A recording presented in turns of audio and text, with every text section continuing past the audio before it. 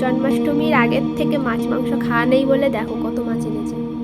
এখান থেকে ভাজাই 2-3টে খাওয়া হয়ে যাবে।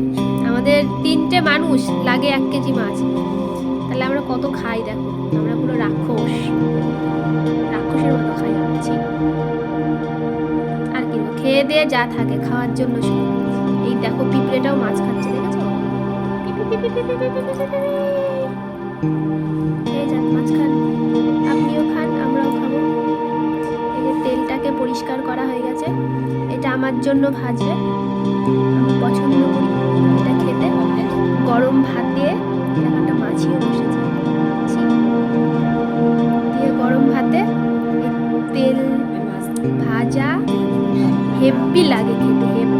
এবিলি টাকা পিপি পিপি পিপি কামড়ে দে দেখি আমার মাকে। হ্যাঁ হ্যাঁ, ওই যে কি একটা থাকে বলো, পিত্তি।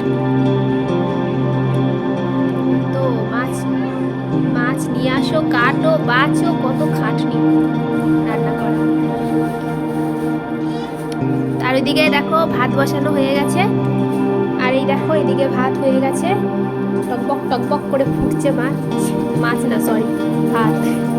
আর এদিকে দেখো এটা কি বলো তো, টানটানা, এটা হচ্ছে তাল। রাতের বেলায় তালের বড়া হবে, তো মা তালটা চিপে জ্বালিয়ে রেখেছে, রাতে বড়া ভাজবে। সেই ভিডিওটা শেয়ার করব তোমাদের সাথে, আর ভিডিওটা তোমরা দেখতে থাকো।